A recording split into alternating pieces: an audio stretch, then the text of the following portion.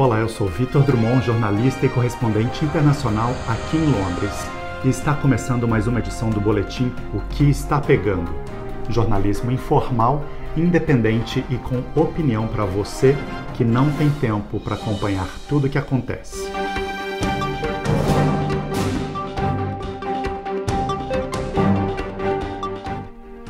O primeiro-ministro do Reino Unido revela planos para a recuperação da economia após o lockdown aqui do país. O primeiro-ministro britânico Boris Johnson está divulgando um plano para reconstruir o Reino Unido após a crise. Johnson diz que é um novo acordo, ecoando ao estilo do programa do presidente dos Estados Unidos, o Franklin Roosevelt, que foi aplicado no país entre 1933 e 1939, para recuperar a nação após a Grande Depressão que começou na crise econômica de 1929. O plano de reforço da economia de Boris Johnson está sendo chamado oficialmente de Build, Build, Build, construir, construir, construir, em português, uma tentativa de mostrar o massivo investimento que o governo fará na economia, inclusive oferecendo oportunidades profissionais para todos os jovens, segundo as palavras do primeiro-ministro. Foram mais de 610 mil demissões aqui no Reino Unido em 3 meses de pandemia. A gente espera que esses planos realmente se concretizem, né? Vamos torcer. Questionado sobre as pessoas que podem ser contra seus planos de construir, construir, construir, o Sr. Johnson diz que o Reino Unido, abre aspas, tem espaço e oportunidade para fazer as coisas melhor e mais ousadas e fazer as coisas mais rapidamente. E é isso que nós vamos fazer, fecha aspas. Tomara, né? E segundo ele, abre aspas de novo, este é o momento de injetar ritmo, fecha aspas.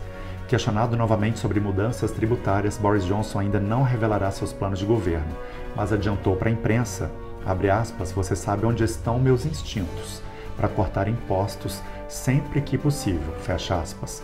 O primeiro-ministro diz que seu grande programa de investimentos é a direção certa, mas reitera a necessidade de um setor privado dinâmico, com um ambiente fiscal que deve ser o mais competitivo possível. O Reino Unido está relaxando seu lockdown a partir de agora, 4 de julho. Restaurantes, pubs, museus e cinemas vão começar a ser reabertos, com todas as normas de higiene e distanciamento social, mas não na cidade de Leicester, onde os casos estão aumentando. Um geral sobre a pandemia no mundo. Nos Estados Unidos, mais estados decidem interromper as medidas de bloqueio em meio a uma onda de infecções. Espera-se que a União Europeia aprove 14 países cujos cidadãos podem entrar a partir de 1 de julho. Uma nova cepa de gripe com potencial para se tornar uma pandemia foi identificada na China. Globalmente, existem 10,2 milhões de casos e mais de 504 mil mortes relacionadas ao coronavírus. E na tecnologia, um boicote poderia acabar com o Facebook? Boicotes podem ser extremamente difíceis, como o Facebook está descobrindo. No final do século XVIII, o movimento abolicionista encorajou o povo britânico a ficar longe dos bens produzidos pelos escravos. Funcionou. Cerca de 300 mil pessoas pararam de comprar açúcar após a pressão para abolir a escravidão. Muito bom, né? A campanha Stop Hate for Profit, numa tradução livre, algo como pare de promover o ódio para ter lucro, é o mais recente movimento para usar o boicote como ferramenta política. A campanha alega que o Facebook não faz o suficiente para remover conteúdo racista e de ódio da sua plataforma. O movimento tem convencido uma série de grandes empresas a parar de fazer publicidade no Facebook e em outras mídias sociais. Entre as mais recentes adesões estão Ford, Adidas e HP. Eles se juntaram aos participantes anteriores, como Coca-Cola, Unilever e Starbucks, gigantes do mercado. Esse boicote pode prejudicar o Facebook? Sim, essa é uma resposta bem simples e curta. A maior parte da receita do Facebook vem destes anunciantes. David Cumming, da Viva Investors, disse ao programa Today, da BBC, que a perda de confiança e a ausência de um código moral podem destruir os negócios, que é o que pode acontecer e está acontecendo com o Facebook. Na sexta-feira, o preço das ações da empresa caiu 8%, fazendo o CEO Mark Zuckerberg, o fundador do Facebook, um dos, perder teoricamente pelo menos 6 bilhões de libras, algo como cerca de 42 bilhões de reais. Escritório do Crime, grupo de matadores suspeito do assassinato de Marielle Franco, é alvo da operação da Polícia Civil e do Ministério Público. A Polícia Civil e o Ministério Público do Rio deflagraram na manhã desta terça-feira uma operação contra o principal grupo de matadores de aluguel do Rio. Sim, matadores de aluguel, suspeitos de assassinar a vereadora Marielle Franco. O escritório do crime. Agentes cumprem 6 mandados de prisão contra os chefes do bando, além de 31 de busca e apreensão em vários pontos da cidade. O principal alvo é Leonardo Gouveias da Silva, o MAD, substituto do ex-capitão do Batalhão de Operações Especiais, o BOP, Adriano Magalhães da Nóbrega, à frente da organização criminosa. Mads foi preso em sua casa na zona norte do Rio. O preso foi logo se justificando sem que fosse perguntado: não tem nada a ver com a morte de Marielle Franco. Quem era o criador do escritório do crime? Vamos entender. Um dos alvos da Operação Intocáveis, desencadeada pelo Ministério Público do Rio contra a Milícia das Pedras, Adriano estava foragido desde janeiro do ano passado até ser morto em fevereiro deste ano. Acho que você se lembra desse crime. O ex-capitão do BOP foi acusado de ser o chefe da milícia da Muzema e de Rio das Pedras, na zona oeste do Rio, e chefe do escritório do crime. O seu nome estava na lista de procurados da Interpol, mas não constava no levantamento do governo federal de bandidos mais perigosos, feita pelo Ministério da Justiça e da Segurança Pública. Olha a contradição.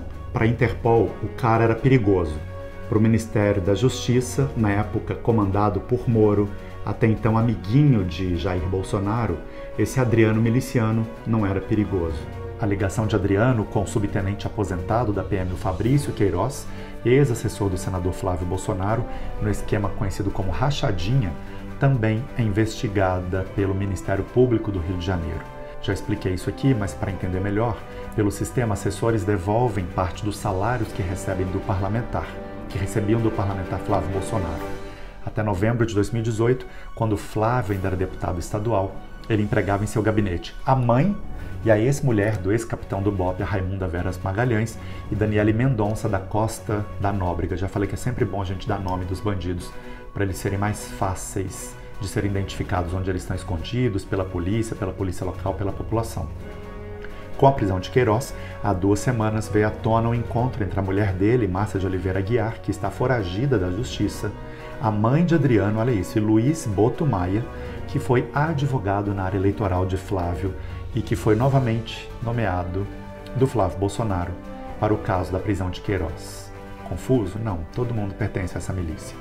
Adriano chegou a receber a medalha Tiradentes, a mais alta honraria do Legislativo Fluminense, em 2005. A homenagem veio justamente das mãos de quem? De Flávio Bolsonaro. 2 anos antes, ele já havia recebido 2 honrarias, de louvor e congratulações por serviços prestados à corporação, também pelas mãos do então deputado Flávio Bolsonaro, miliciano, filho do presidente miliciano Jair Bolsonaro. Voltando ao preso de hoje, o MAD, lá aquele que falou que não tem nada a ver com o caso Marielle, já figurou como suspeito da morte da própria Marielle. Tanto ele como Adriano foram chamados para depor sobre o caso. Que a polícia encontre logo os responsáveis por esse crime terrível. A gente espera que esse crime tenha realmente uma solução. Sabe por quê?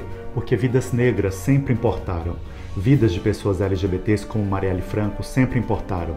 Vidas de políticos que discursavam contra o crime organizado, contra o tráfico de drogas, com o racismo e a favor da inclusão são muito necessárias no mundo todo, mas principalmente em lugares onde o fascismo e o conservadorismo têm ganhado cada vez mais força, estimulado por essas milícias, pelos gabinetes do crime, pelo gabinete do ódio da fake news, financiado ou protegido pelo governo de Jair Messias Bolsonaro, que precisa cair o quanto antes em nome da democracia e da liberdade do povo brasileiro.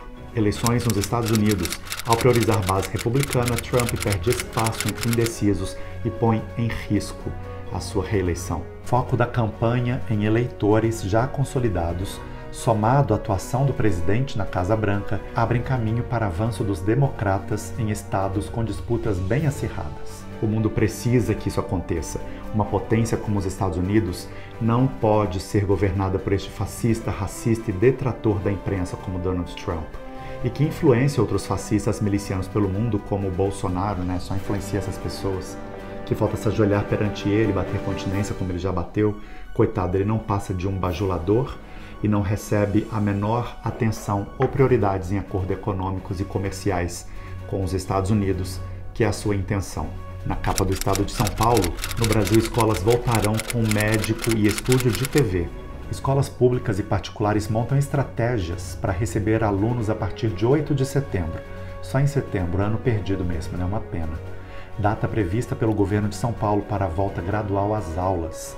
Colégios privados buscaram assessoria médica e planejam até transformar salas de aula em estúdio de TV para transmissão de aulas para quem continuar em casa. Pena que essa realidade só será possível em escolas particulares, aumentando ainda mais a desigualdade social e as diferenças entre ricos privilegiados e pobres sem acesso à escola e à educação adequada. A solução? Um governo que se preocupe com a estrutura educacional do país, que invista em escolas públicas, em salários decentes de professores. E esse definitivamente não é o papel do governo Bolsonaro. Para eles, quanto mais ignorantes as pessoas viverem, mais conveniente para o sistema de poder centralizador e autoritário que já estão implementando. Na capa do jornal Globo, mundo chega a mais de 500 mil mortes e mais de 10 milhões de infectados. Em uma semana, houve mais de 1 milhão de casos. Estados e Brasil seguem liderando óbitos. Segundo a Universidade Johns Hopkins, tem acontecido uma média de 4.700 óbitos por dia, um a cada 18 segundos. A América Latina superou a Europa no total de contaminados. Muito preocupante, lembrando inclusive que a América Latina não tem recursos econômicos e nem estrutura de saúde para receber e tratar desses pacientes. O primeiro domingo de futebol no Rio, na pandemia, teve protestos. Aconteceu neste final de semana jogos do Botafogo contra o Cabo Friense, que eu nem sabia que existia o nome desse time, e do Fluminense contra o Volta Redonda. Os jogos aconteceram sem público, mas houve protestos na porta do estádio contra os jogos durante a pandemia. Já não basta o futebol ser um esporte que só ressalta a pobreza no Brasil, num país com salário mínimo um pouco maior que $200, enquanto os jogadores ganham milhões e os jogos sempre acabam em violência e a intolerância nos estádios. Agora vem os times e os seus dirigentes, pressionados pelos patrocinadores que investem milhões e pouco fazem para projetos sociais, promover jogos em um momento em que as pessoas ainda deveriam estar em casa. Na capa da Folha de São Paulo, autoridades festejam rejeição recorde de volta à ditadura. Pesquisa do Datafolha que mostrou que 75% consideram o regime democrático o mais adequado repercutiu nos meios políticos, no judiciário, nos movimentos sociais e fora do país. O apoio é o maior desde 1989, quando a pergunta foi incluída nas pesquisas. O presidente da Câmara, Rodrigo Maia, afirmou que o resultado mostra que os brasileiros não permitirão um retrocesso institucional. Que bom, né? Assim se espera que os brasileiros reajam, que possam ir às ruas quando preciso, que possam combater o fascismo. Eu e muita gente temos ainda achado as pessoas muito passivas, aceitando tudo que o regime fascista de Bolsonaro tenta impor e tem feito. Mas fica um recado para este presidente miliciano. Os brasileiros não aceitarão por muito tempo a tomada do poder pelos militares, a militarização dos cargos políticos, a sua milícia que tenta intervir na Polícia Federal, a sua censura e desrespeito contra a imprensa, contra os negros, mulheres, LGBTs, a cultura, o meio ambiente, a saúde, a educação e a economia. Fora bandido, fora Bolsonaro. Notícia boa na capa do Valor Econômico. Tecido com prata ataca corona e ativa negócios. Uma mistura de prata, poliésteres e algodão é a aposta de uma empresa no interior de São Paulo. Testes feitos em parceria com o Instituto de Ciências Biomédicas da Universidade de São Paulo mostraram que a solução de micropartículas de prata da Nanox, que é a empresa que desenvolve esse material, aplicada na superfície dos tecidos, é capaz de eliminar 99% dos vírus após 2 minutos de contato. Com isso, máscaras e roupas antivirais devem chegar ao mercado no segundo semestre. Coronavírus, grupo de escritores LGBT, vê aumento da demanda. Um grupo britânico de escritores LGBTs registrou um aumento na demanda por seus serviços depois da pandemia do coronavírus. O grupo chamado de Out on the Page disse que o número de escritores de sua base de relacionamento triplicou para cerca de 300 pessoas desde março. Out on the Page teria realizado uma série de workshops presenciais se a pandemia não tivesse acontecido.